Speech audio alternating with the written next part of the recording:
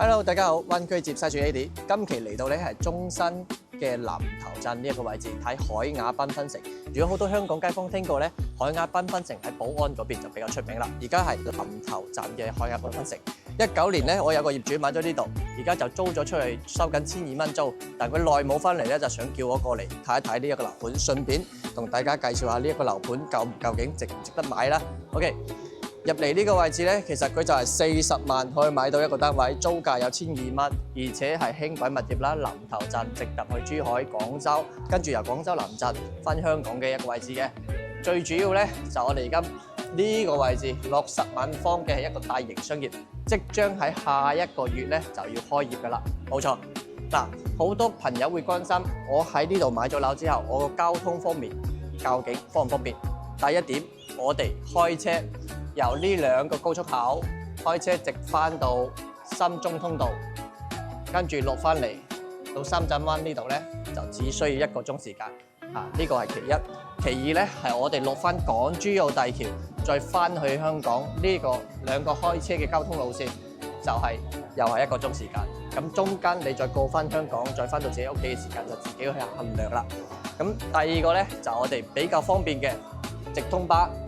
呢度嘅業主用得最多嘅就係樣深中巴士同埋環島中港通巴士，呢兩個巴士咧就可以到達深圳嘅深圳灣口岸、福田口岸35分鐘，或者港珠澳大橋口岸都係45分鐘左右嘅啫。咁嗱，仲有呢個環島中港通咧，就直達到香港嘅。咁我哋可以去到太子啦、荃灣啦，同埋旺角等等地方，睇你自己去點樣做選擇，點樣方便。票價咧就大概要150蚊左右。第三個地方咧就呢個順德港，順德港就比較方便喺中環或者喺上環啲朋友可以搭船直接嚟順德港呢一個位置，跟住嚟到樓盤咧就15分鐘，個船程咧就係80分鐘嘅時間，搭船80分鐘，10幾分鐘嚟到項目。仲有一個比較關鍵嘅，就係我哋由西九龍嘅高鐵線出發，一路上到嚟廣州南站，咁就只需要40幾分鐘。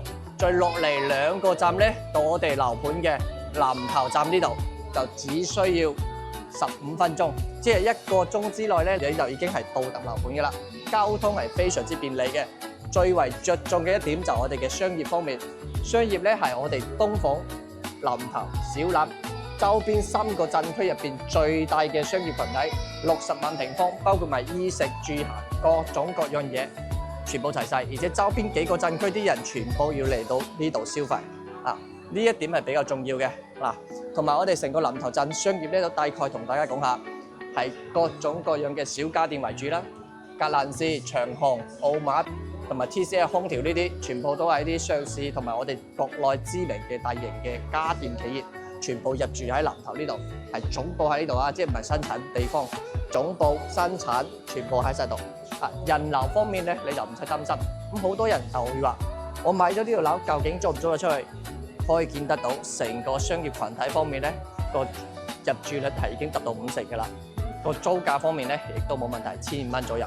好，咁我哋轉翻轉頭嚟睇睇呢個項目嘅整體。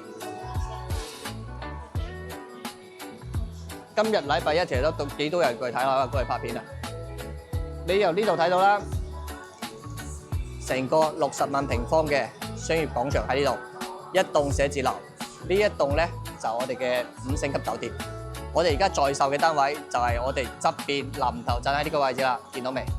喺呢個位置側邊在售嘅9棟單位，同埋我哋而家在售嘅4棟單位，呢兩個地方。接住落去仲有冇貨？冇，其餘嗰啲全部賣晒，得返呢個5棟未推出嚟出售。而家在售4棟同埋9棟，我哋直接上去樓上嘅單位咧，5棟嘅20樓嗰度個單位度，但係我哋再售係4棟啊！大家記住，去5棟20樓，帶大家睇睇個示範單位究竟點樣先。我而家已經入咗嚟成個海雅繽紛城嘅內部啦，可以見到。呢啲鋪頭全部都已經係封咗出邊，喺度做緊裝修噶啦。我亦都問過招商部嘅人，了解過實質嘅招商情況啦，係真係有60成左右嘅。但係實質而家喺度入場裝修到今個月即係11月底下個月啦，要開業嘅鋪頭咧係有160間左右嘅，已經裝修緊同埋已經開業嘅。咁總體量咧係600間鋪頭，仲有200幾間咧，佢係覺得我擔心呢度會唔會可能做下生意啊，冇乜多生意做啊，會執笠點樣之類。有好多個體戶嘅商家就未有入住到入嚟開始裝修，佢交咗定金攞咗鋪頭，但未開始裝修。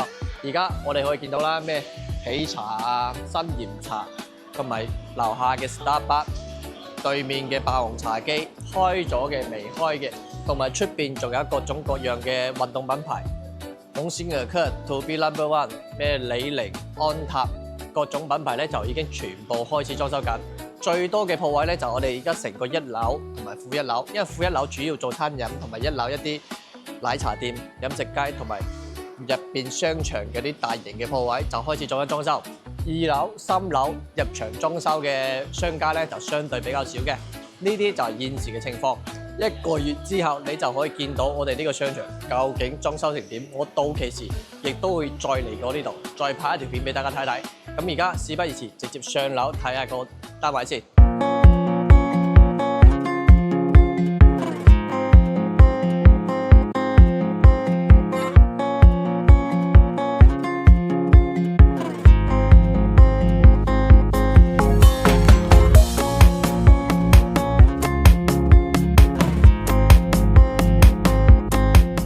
OK， 我哋上到嚟咧，呢度就係4梯19伙嘅20樓示範單位嘅位置。呢度5棟，我哋賣緊就4棟。首先入嚟睇下呢個39平方嘅單位啦，細間，但係個實用都算高嘅啦。喺呢啲商業住宅嚟講，你見到個廚房啦，呢啲全部配齊晒，精裝交樓，有呢啲星台啦。電磁爐啦、油煙機啦，全部配齊晒，同埋入門嘅一個鞋櫃，精裝交樓係交付全部都有齊晒嘅。電視鎖配置同埋個洗手間，你係見到 OK 嘅，39平方，你夠闊落。雖然佢細，佢逼逼地周圍都，但係基本上使用方面咧係冇乜太大嘅問題嘅。而且佢最主要係價錢夠低，配套夠好啊嘛。嗱，一房一廳設計做到個廳係咁嘅位，同埋個儲物櫃嘅位置有齊晒。基本上係分區分到出嚟㗎啦，餐廳位置啦，同埋個間房嘅位置。間房位置要着重講下，可能小微有啲人會覺得細少少，但係你如果39平方嚟講，呢啲咁嘅單位買5床，跟住可以擺埋張台或者擺埋個衣櫃嗰啲，全部都夠位嘅。落地窗，我哋而家朝北向。望到對面咧，其實有樓去望得到，私隱性方面嚟講就唔算特別高，但又唔至於話太近一手樓嗰種都唔至於嘅。而且呢隻商業公寓咧係有露台嘅，你見得到啦。唔俾有啲咩珠海咩富力優派啊、澳聯嗰啲，佢連露台都冇，你連個洗衣機都要喺間房入邊。呢度有露台，你俾洗衣機啦，晾衫啦，有陽光曬一曬，當然你啲衫着起身會更舒服嘅。OK， 呢度係39平方啦，總價就只需要40萬左右。另外一個設計佢就係冇擺個廳出嚟，做咗個工作間嘅位置。咁好多人其實會選擇攞呢啲單位，因為個總價唔高，作為自己嘅工作室，或者我哋用地產經紀又得，美甲嘅工作室啦、美容嗰啲啦，就會攞呢一隻單位啦，細細地嘅。私隱性唔係高，但係佢就係夠細平。南向單位咧，佢個景觀就會靚好多。望到我哋啱先所講到嘅海亞繽紛城，南頭海亞繽紛城嘅一個商業廣場啦，60萬平方啦，寫字樓啦，酒店公寓啦，同埋對面個新棟咧，我哋啱先所講在售嘅9棟，同埋在售嘅4棟，9棟就係嗰個新等嘢中間嗰一棟，係啦。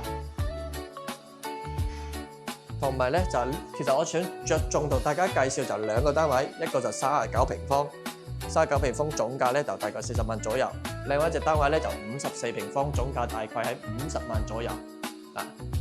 而且呢隻咧就我哋嘅交標單位，54平方可以直情係做到2房，呢度一間。同埋其實呢度一間你需唔需要2房咧，就睇你自己。個廳都夠大，呢度其實有露台位，有啲人咧會喺度擺張床，做埋個2房嘅設計。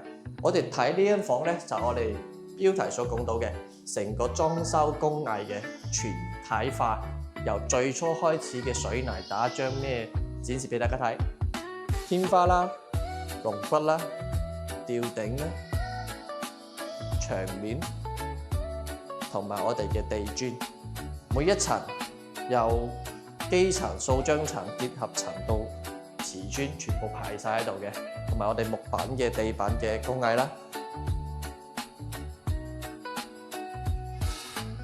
OK， 咁最為主要咧，其實就係洗手間，因為點解洗手間最重要嘅？我好多業主同埋啲其他樓盤嘅業主咧，會講到我哋如果洗手間嘅防水同埋露台嘅防水，如果做得唔好嘅情況之下，我住落之後，如果滲水去到樓下，你需要整改。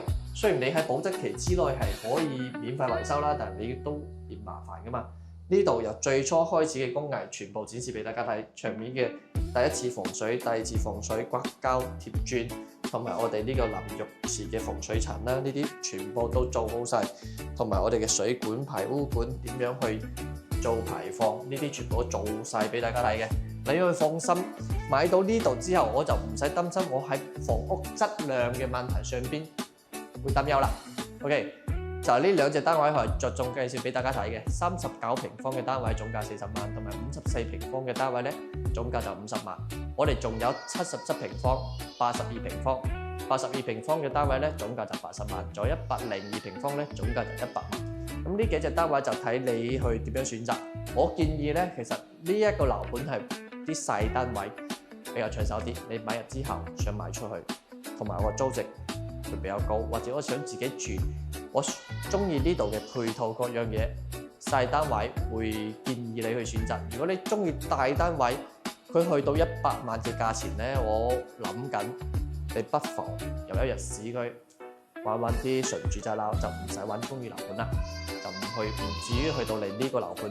呢啲係我自己個人建議啦。咁呢啲嘢見仁見智，大家所中意嘅未必都唔相同，或者你中意配套，我就要買大啲嘅喺度。OK， 或者隔離有樓盤俾你做選擇都冇問題㗎。呢樣嘢好啊。咁如果你想要更加多嘅詳細資料，或者你真正想睇下啲大單位啲視頻嘅，可以聯繫我呢度嘅聯絡方式 ，WhatsApp、WeChat 或者直接打電話俾我。想預約睇樓嘅24小時為你服務。今期咧就為大家介紹咁多，下期再見。